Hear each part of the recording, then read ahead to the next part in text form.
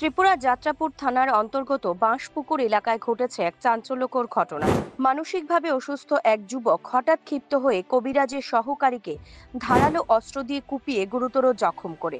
সংবাদ সূত্রে জানা যায়, যাত্রাপুর থানার লুন্দামুড়া এলাকার ২৬ বছরের যুবক ইনজামুল হক দীর্ঘদিন মানসিক অবস্থায় ভুগছিলেন।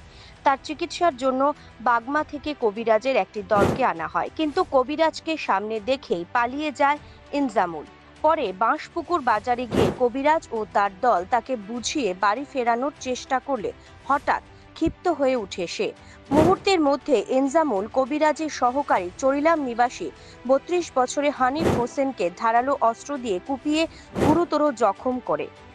একসময় বাজারে উপস্থিত মানুষজন ছুটে এসে পরিস্থিতি সামাল দেয়। স্থানীয়রা ইনজামুলকে আটক করে পুলিশে খবর দেন। যাত্রাপুর থানার পুলিশ দ্রুত ঘটনাস্থলে পৌঁছে অভিযুক্তকে গ্রেফতার করে থানায় নিয়ে যায়।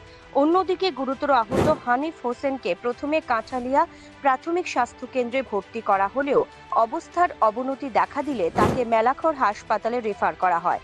এই ঘটনায় ব্যাপক চাঞ্চল্য ছড়িয়েছে। পুলিশ ঘটনার তদন্ত শুরু করেছে। তো সবাই গেছে সেটা আমরা সাড়ে দাঁড়িয়েছিলাম, বাবু আসলো আমরা সাথে এক লোক দাঁড়িয়েছি। তো তাদের জিজ্ঞেস করি, ভাই চল ভাই চল, তুই তো তোরা গেড়া এরপর তোরা গেড়া, তা আমি কই আমরা তোরা বাইরে রই সে ইসলাম তোলে চল বাইরে চল, তোর বাবু তো আছে। তো বাবু তার বাবু কিন্তু কইতাছে চল বাইরে চল, তার বাবুর কথা মানে না, তে আইতো না। তো যাক দাঁড়িয়েছি, এর মধ্যে তো হচ্ছে কিন্তু ঘুরছে তার বাবু পিছিয়ে পিছিয়ে ঘুরতেছে বাজারও। তো তার বাবুর লোক আসে ঘুরে, আমরা দাঁড়িয়েছি জায়গা। তো আসেরা পাশে ধাও গেছে যে এনে আসে আসেরা, তো ধাও গেছিরা দৌড়ান দিছে। আমরা দুজন এক করে দাঁড়িয়েছি, আমরা দৌড়ান দিয়েছি। দৌড়ান দিতে আমি একদিকে গেছি গা, এবার একদিকে গেছে যাইতে, এবার হয়ে গেছে, হয়ে যাওয়ার বুদ্ধি গেছে, এরপর বাজারও করছে।